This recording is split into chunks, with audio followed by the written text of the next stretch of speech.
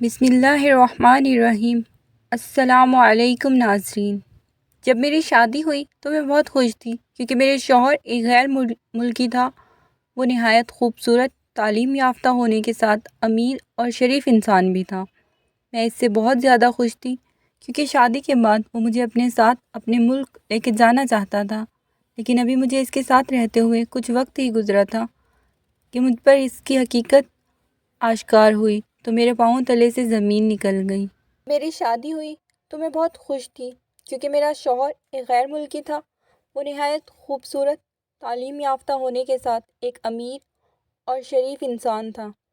میں اس سے بہت زیادہ خوش تھی کیونکہ شادی کے بعد وہ مجھے اپنے ساتھ اپنے ملک لے کے جانا چاہتا تھا، لیکن ابھی مجھے اس کے ساتھ رہتے ہوئے کچھ وقت ہوا تھا تو مجھے اس کی حقیقت معلوم ہوئی تو میرے پاؤں تلے سے زمین نکل گئی۔ میں سوچ بھی نہیں سکتی تھی کہ زندگی میں میرے ساتھ ایسا ہو سکتا ہے۔ جہاں لوگ مجھے خوش قسمت سمجھ کر میری قسمت پر ناز کر رہے تھے، وہاں ہی میں اپنی قسمت کو کوس رہی تھی کہ لالچ میں آ کر یہ مجھ سے کیا ہو گیا۔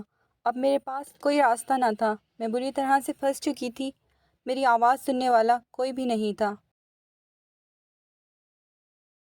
نام روشنی ہے، ہم عیسائی مذہب سے تعلق رکھتے ہیں، گجرانوالے کے قریبی گاؤں میں رہتے ہیں۔ ہم 4 بہنیں ہیں اور میرے والد ایک معمولی سے مزدور۔ اپنی بہنوں میں تیسرے نمبر پہ ہوں۔ مجھ سے بڑی 2 بہنوں کی شادی ہو گئی جو کہ اپنے گھروں میں حالات سے لڑتے ہوئے زندگی گزار رہی ہیں۔ میرے بہنوئی کی حالت بھی کچھ زیادہ بہتر نہ تھی اور بڑھتی ہوئی مہنگائی میں ایک مزدور کا اپنی بیٹیوں کو پڑھانا اور گھر چلانا کوئی آسان کام نہ تھا۔ اس لیے میں نے اور میری چھوٹی بہن نے ایک اسکول میں نوکری شروع کر دی جس سے ہمیں اتنے پیسے مل جاتے کہ اپنی تعلیم کا سلسلہ جاری رکھ سکتے، لیکن گھر چلانے کے لیے والد کی تنخواہ کافی نہ تھی۔ ہم اس طرح سے قسم پرسی میں زندگی گزار رہے تھے۔ میری والدہ کو ہم دونوں بہنوں کی شادی کی فکر ستانے لگی۔ آخر کو ہماری عمریں بھی نکلتی جا رہی تھی کہ جلد از جلد ان کے فرض سے سبکدوش ہو جائیں۔ جلد ہی انہوں نے رشتہ کرنے والی کو ہمارے رشتے کے بارے میں کہا کہ کوئی مناسب سا رشتہ دیکھ کر ہمارے لیے نے 1-2 رشتے دکھائے، لیکن کون شادی کرتا ہے جب انہیں علم ہو کہ انہیں جہیز کے نام پر کچھ زیادہ نہیں ملنے والا۔ آج کل لڑکی کے ساتھ ٹرک بھر جہیز کی بھی لوگ منتظر رہتے ہیں۔ ہمارے لیے یہ سب کرنا نہایت مشکل تھا کیونکہ ابھی تو 2 وقت کی روٹی کے لالے پڑے ہوئے تھے۔ ایسے حالات میں ہم رشتے والوں کی اتنے مطالبات کیسے پورے کر سکتے تھے؟ اور ویسے بھی جب بھی کوئی ہمارے گھر آتا، ہمارے گھر کے حالات دیکھ کر اسے اندازہ ہو جاتا کہ یہاں سے ان کی مراد پوری نہیں ہونے والی، اس لیے وہ خود ہی انکار کر کے چلے جاتے۔ میرے ابا کی تنخواہ کا ایک بڑا حصہ ان رشتے والوں کی توازے میں خرچ ہو جاتا۔ امی تو بالکل ہی مایوس ہو گئی تھی۔ پھر ایک روز رشتہ کرانے والی آنٹی ایک رشتہ لے کر آئی۔ ہمیں سن کر یقین نہیں آ رہا تھا کہ اس طرح کا رشتہ ہمارے گھر کیسے آ سکتا ہے۔ یہ ایک نہایت خوبصورت، تعلیم یافتہ لڑکی کا رشتہ تھا جس کے آگے پیچھے کوئی موجود نہ تھا، اور جو بات ہمیں حیران کر رہی تھی یہ تھی کہ ہمارے گھر میں تو کوئی پاکستان سے عام فیملی سے رشتہ لانے کو تیار نہ تھا، اور یہاں اتنی اچھی فیملی سے رشتہ آیا جبکہ لڑکا اکیلا تھا، اس کے آگے پیچھے کوئی موجود نہ تھا۔ اس صورت میں تو اس سے بہت سے اچھے رشتے مل سکتے تھے، اور میں ایک عام سی بس قبولی صورت لڑکی تھی۔ اور زیادہ حیرانی کی بات یہ تھی کہ وہ لوگ سادگی سے شادی کرنا چاہتے تھے اور نہ ہی ہم سے جہیز کے نام پر 1 روپیہ لیا۔ رشتے کے معاملات چلے اور چند ہی دنوں میں ہماری شادی سادگی سے طے پائی۔ میرے شوہر ایک چائنیز تھے، وہ بہت ہی اچھے اخلاق کے مالک تھے۔ جب رشتہ دیکھنے آئے تو مجھے دیکھ کر حیرت ہوئی کہ ان کے ساتھ کوئی خاتون موجود نہ تھی، بلکہ وہ اور ان کے دوست آئے تھے۔ انہوں نے بتایا وہ یہاں کسی بزنس کے سلسلے میں آئے تھے۔ ان کی ملاقات رشتہ کروانے والی سے ہوئی تو انہوں نے پاکستان میں شادی کرنے کا مائنڈ بنا لیا، اور جب رشتے والی نے انہیں میری تصویر دکھائی، انہیں میں پسند آئی تھی۔ چونکہ وہ مختصر قیام کے لیے پاکستان آئے تھے اور بزنس کی مصروفیات بھی تھی، اسی وجہ سے انہوں نے سادگی سے شادی اور جلد از جلد کروا لی تھی اور مجھے لے کر لاہور آ گئے۔ ہم یہاں ایک چھوٹے سے 2 کمروں کے فلیٹ میں رہنے لگے۔ ابھی مجھے آئے ہوئے یہاں پر 2 ہی دن ہوئے تھے کہ مجھ سے ملنے کے لیے میرے شوہر کے دوست آئے۔ وہ بہت عجیب نظروں سے مجھے دیکھ رہے تھے۔ میں ان کے سامنے جانے سے کترا رہی تھی۔ کچھ دیر بیٹھنے کھانے کے بعد وہ چلے گئے۔ اب یہ معمول بن گیا تھا، وہ ہر دوسرے دن ہمارے گھر آتے، لیکن میں ان سے بات نہ کرتی تھی کیونکہ مجھے وہ سب عجیب نظروں سے دیکھتے تھے اور مجھے ان کا یوں دیکھنا پسند نہیں تھا۔ میرے شوہر اکثر مجھے کہتے کہ میں بھی ان کے ساتھ ان کے دوستوں میں بیٹھا کروں، لیکن میں کہتی مجھے اس سب کی عادت نہیں ہے کیونکہ ہمارے ماحول میں فرق ہے۔ وہ کہتے کوئی بات نہیں، جب تم میرے ساتھ چائے نہ جاؤ گی تو خود ہی اس سب کی عادت ہو جائے گی۔ میں پھیکی سی ایسی مسکرا کر ان کی بات کو ٹال دیتی۔ ایک روز میرے شوہر کے نمبر پر کسی لڑکی کی کال آئی۔ وہ باتھ روم میں تھے، میں نے کال اٹینڈ کی، آگے سے کوئی لڑکی بات کر رہی تھی۔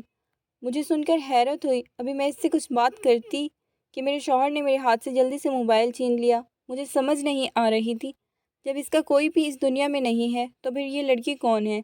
اس کا اسے یوں کال کرنا۔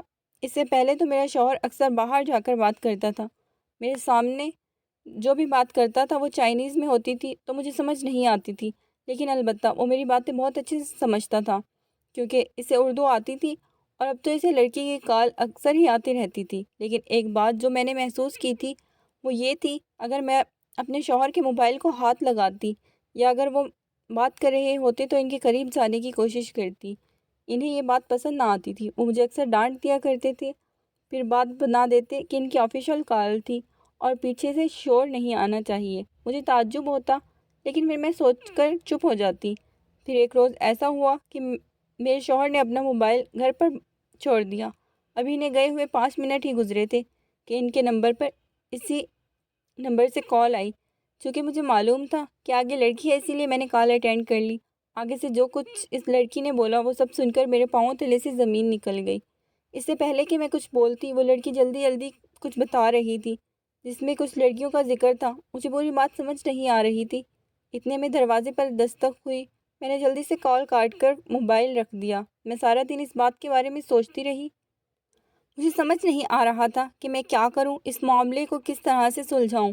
پھر میں نے فیصلہ کیا کہ اپنے شوہر کے موبائل سے وہ نمبر لے کر اس لڑکی سے بات کرتی ہوں، اس معاملے کے بارے میں معلوم کرتی ہوں کہ کیا اس کے پہلے سے کوئی بیوی موجود ہے۔ لیکن حقیقت تو اس سے بہت زیادہ خوفناک اور دل دہلانے والی تھی۔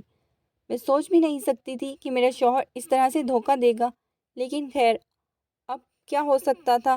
اب بس مجھے اس سب کو کسی طرح سے ٹھیک کرنا تھا اور خود کو بھی بچانا تھا۔ میں بھی اپنے والدین کو کوئی بات نہیں بتا سکتی تھی کیونکہ وہ یہ سب جان کر بہت زیادہ پریشان ہو جاتے، اور ممکن تھا کہ ان سے کوئی ایسی حرکت ہو جاتی جس سے میرے شوہر کو یقین ہو جاتا کہ میں اس کے بارے میں سب جانتی ہوں۔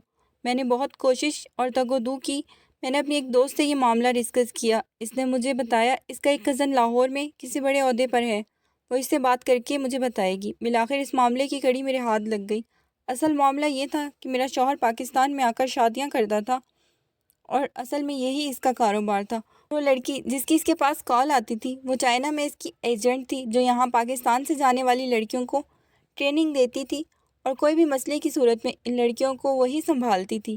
مجھے معلوم ہوا کہ یہ لوگ کئی سال سے اس کام میں ملوث ہیں اور اب تک تقریباً مختلف طریقوں سے 300 سے زائد لڑکیوں کو چائنا لے جا کر بیچ چکے ہیں۔ یہ ان کے لیے بہت زیادہ منافع کا بزنس تھا کیونکہ سادہ لو عوام ان سے آسانی سے بیوقوف بن جاتی تھی اور یہ غربت کی ماری اور لڑکیوں کو اپنا شکار بناتے تھے، اور میں اس چکر میں پھنس گئی تھی۔ لیکن میں سوچ کے جان سولی پر لٹکی ہوئی تھی کہ میں اس سب سے کیسے چھٹکارا حاصل کروں، کیونکہ یہ اتنا آسان نہ تھا۔ مجھے اپنے شوہر کے ساتھ رہتے ہوئے 2 ہفتے گزر چکے تھے۔ ایک روز میں کسی بہانے سے گھر سے باہر گئی اور اپنی دوست کی مدد لی جس نے مجھے یہ سب معلوم کرنے میں مدد فراہم کی تھی۔ ہم نے ایک فلاحی ادارے سے رہنمائی لی۔ جب انہوں نے یہ سب سنا تو ہمارا ساتھ دینے کا عزم کیا۔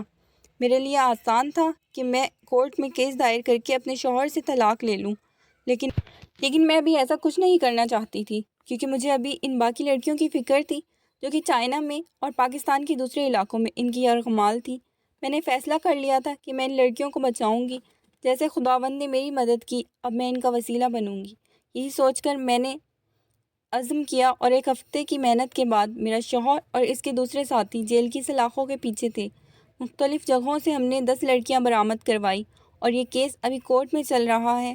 جب وہاں جانے والی لڑکیوں کے بارے میں یہ خبریں ٹیلی ویژن پر نشر ہوئی تو بہت سی لڑکیوں کے گھر والوں نے رابطہ کیا۔ ابھی تک چائنا سے ہم 15 لڑکیاں واپس برآمد کروا چکے ہیں۔ مجھے امید ہے ہم جلد ہی باقی لڑکیوں کو بھی ان کے گھر والوں تک پہنچا دیں گے۔ آپ سب سے بھی دعاؤں کی التماس ہے۔ میں بس آخر میں یہی کہنا چاہتی ہوں کہ والدین کو چاہیے جب بھی اپنی اولاد کی زندگی کا فیصلہ کریں، دیکھ بھال کر کریں اور کسی انجان شخص پر بالکل بھروسہ نہ کریں۔ ہمیں ہر وقت اپنی آنکھیں کھلی رکھنی چاہیے، معلوم نہیں ہمیں کب کس وقت کون دھوکہ دے جائے۔